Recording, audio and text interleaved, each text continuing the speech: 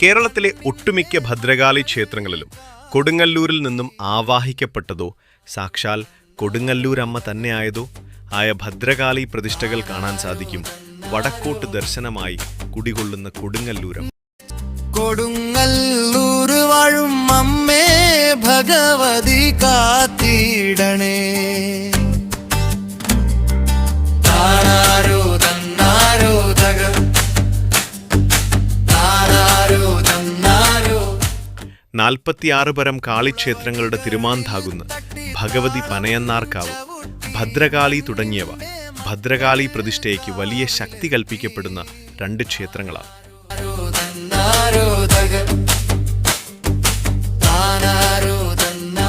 പരശുരാമനാൽ പ്രതിഷ്ഠിക്കപ്പെട്ട 108 ശിവാലയങ്ങളിൽ ഒന്നാണ് ഇവിടുത്തെ ശിവപ്രതിഷ്ഠ. പരശുരാമനാൽ പ്രതിഷ്ഠിക്കപ്പെട്ട 108 ദുർഗാക്ഷേത്രങ്ങളിൽ കാളി സങ്കല്പത്തിലുള്ള 4 ക്ഷേത്രങ്ങളിൽ ലോകമാതാവായി ലോകാംബികയായി ഭഗവതി കുടികൊള്ളുന്നിടമാണ് ഉഗ്രസ്വരൂപിണിയായ ഭദ്രകാളി.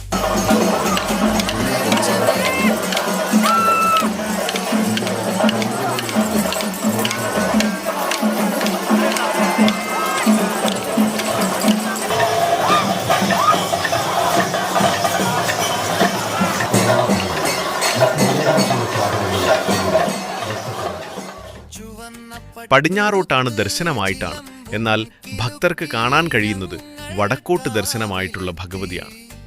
ചുവന്ന പട്ടുകൊണ്ട് മൂടി അഷ്ടബന്ധമിട്ട് ഉറപ്പിച്ചു വച്ചിരിക്കുന്ന വിഗ്രഹം കറുത്ത തുണികൊണ്ട് മൂടിയിരിക്കുന്നതായും പറയുന്നു. ഭക്തിയുടെ രൗദ്രമായ ഭാവമാണ് ഇവിടെ ദർശിക്കാൻ കഴിയുക. അശ്വതി നാളിലെ കാവുതീണ്ടൽ ഭരണിപ്പാട്ട് പ്രശസ്തമാണ്. ദേവി ദാരികനെ വധിച്ച രേവതി നാളിൽ രേവതി വിളക്ക് നടത്തുന്നു. ബലിയുടെ പ്രതീകമായ കോഴി കല്ലുമൂടൽ ശത്രുദോഷത്തിനായി നടത്തുന്നു.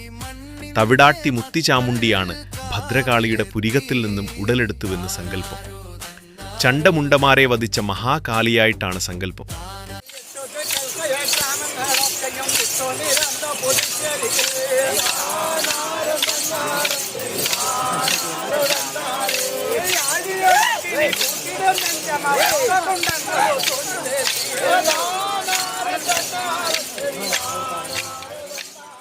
ദാരിക പത്നിയായ മനോദരിയാണ് വസൂരി മാലയെന്ന് പറയുന്നു ദാരിക നിഗ്രഹത്തിന് ശേഷം. ഭദ്രകാളിയോട് പകതോന്നി മനോദരി ശിവനെ ധ്യാനിച്ച് വസൂരിയുടെ വിത്തുകൾ വരമായി നേടി. കയ്യിൽ കിട്ടിയ വസൂരി ഭദ്രകാളിക്ക് നേരെ പ്രയോഗിച്ചുവെന്നും ശിവഭഗവാൻ ദേവിയെ വസൂരിയിൽ നിന്നും രക്ഷപ്പെടുത്തിയതായും പറയുന്നു. അതിൽ പകമൂത്ത് ഭദ്രകാളി മനോദരിയുടെ കൈകാലുകൾ വിച്ഛേദിച്ചു. ക്ഷമാപണം നടത്തിയ മനോദരിയെ കൈലാസത്തിലേക്ക് കൂട്ടിക്കൊണ്ടുപോയി ദേവിയാണ് മനോദരിക്ക് വസൂരി എന്ന പേരിട്ടത്.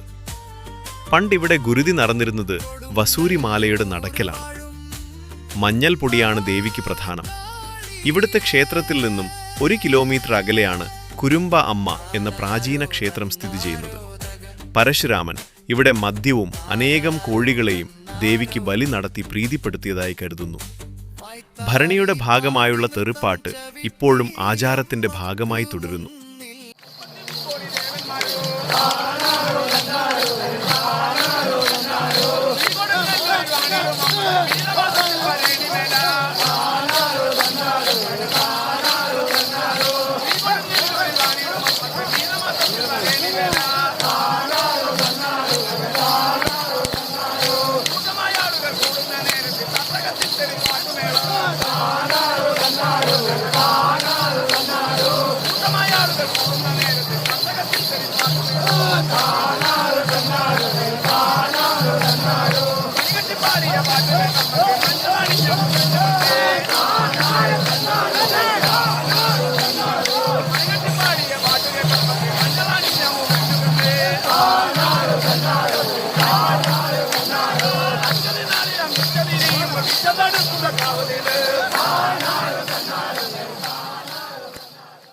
തെറുപ്പാട്ടും ഭരണിയുമായി ബന്ധപ്പെട്ട് ഒട്ടനവധി കഥകൾ പ്രചരിക്കുന്നുണ്ട്.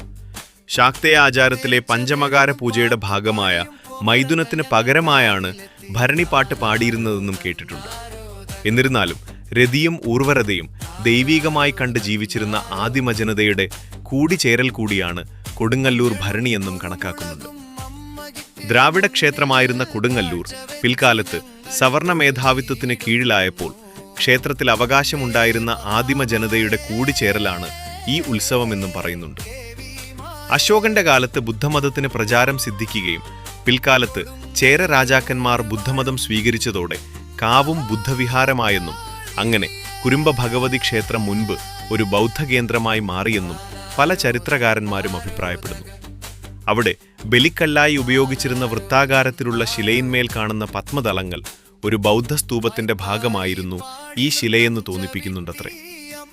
ബൗദ്ധരെ ഓടിക്കുവാൻ വേണ്ടിയാണ് ഈ ക്ഷേത്രത്തിൽ കോഴിബലിയും ഭരണിപ്പാട്ടും ആരംഭിച്ചതെന്ന വാദത്തിൽ കഴമ്പുണ്ടാകാമെന്ന് ചിലർ വിശ്വസിക്കുന്നു. എന്നാൽ ഇത് ഒരു ജൈന ക്ഷേത്രമായിരുന്നു എന്നാണ് ചിലർ വാദിക്കുന്നത്. ശൈവമതത്തിന്റെ പ്രചാരത്തോടെ ഇത് അവരുടെ ക്ഷേത്രമായി മാറിയെന്നും സ്ത്രീയാണ് സൃഷ്ടിയുടെ ആധാരം എന്ന സങ്കല്പത്തിൽ നിന്നാണ് ശാക്തേയർ കാളിയെ ആരാധിച്ചതെങ്കിലും പിന്നീടത് പാർവതിയുടെ പര്യായമായി തീരുകയായിരുന്നു.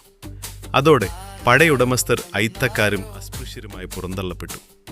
എങ്കിലും പൊതുസമൂഹത്തിൽ നിലനിന്നിരുന്ന പാരസ്പര്യം നിറഞ്ഞ സാമ്പത്തിക ഉൽപാദന ബന്ധങ്ങളുടെയും സഹിഷ്ണുതകളുടെയും ഫലമായി ആണ്ടിലൊരിക്കൽ ക്ഷേത്രം സന്ദർശിക്കാനുള്ള അവസരം അവർക്ക് നൽകപ്പെട്ടു. ഇതോടനുബന്ധിച്ച് നടക്കുന്നൊരു പ്രധാന ചടങ്ങാണ് അശ്വതി നാളിലെ കാവുതീന്തൽ. ഭരണിപ്പാട്ട് മറ്റു ചിലർ അത് സ്വന്തം ഭൂമിയിൽ നിന്ന് കുടിയൊഴിപ്പിക്കപ്പെട്ട ആദിമ ജനതയുടെ രോഷപ്രകടനമായാണ് കാണുന്നത്. ഊർവരതാ സങ്കല്പങ്ങളും രതിയും ആഘോഷമാക്കി ജീവിച്ചു പോന്ന ഒരാദിമ ജനവിഭാഗത്തിൻ്റെ ആഘോഷ സങ്കല്പങ്ങളുടെ തുടർച്ച മാത്രമാണ് ഇതെന്ന് വ്യാഖ്യാനിക്കുന്ന ചരിത്രകാരന്മാരുമുണ്ട്. എന്നാൽ ഇത് ശാക്തേയ സമ്പ്രദായത്തിലെ പഞ്ചമകാര പൂജയുടെ ഭാഗമാണെന്നും ജീവിത പ്രാരാബ്ധങ്ങൾ മൂലം ബുദ്ധിമുട്ടുന്ന ജനങ്ങൾ തങ്ങളുടെ ദൈവത്തിന് നേർക്ക് ആത്മരോഷം പ്രകടിപ്പിക്കുന്നതാണെന്നും അഭിപ്രായവുമുണ്ട്.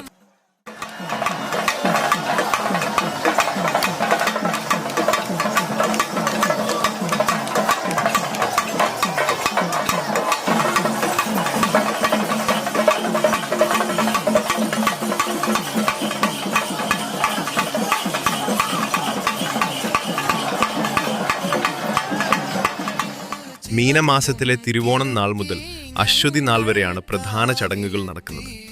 ദ്വാരികന് മേൽ കാളി വിജയം വരിച്ചെന്ന് വിശ്വസിക്കപ്പെടുന്ന രേവതി നാളിൽ രേവതി വിളക്കും അശ്വതി നാളിൽ നടക്കുന്ന തൃച്ചന്ദന ചാർത്തു പൂജയും കാവ് തീന്തൽ എന്ന ക്ഷേത്രം അശുദ്ധമാക്കുന്ന ചടങ്ങുമാണ് കൂടുതൽ പ്രാധാന്യമുള്ളത്. തീണ്ടുക എന്നാൽ അശുദ്ധമാക്കുക എന്നാണ് അർത്ഥം.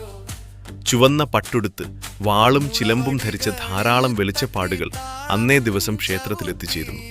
തങ്ങളുടെ സങ്കടങ്ങൾ വെളിച്ചപ്പാടുകളോട് പറഞ്ഞു ആശ്വാസം തേടാമെന്ന് ഭക്തരും വിശ്വസിക്കുന്നു. ദുരിതങ്ങൾ ഒഴിയാനായി വാളും ചിലമ്പും ധരിക്കുക, ചെമ്പട്ടുകൊണ്ട് കോഴിക്കല്ല് മൂടുക, മഞ്ഞളും കുരുമുളകും സമർപ്പിക്കുക തുടങ്ങിയ വഴിപാടുകളും പ്രധാനമാണ്.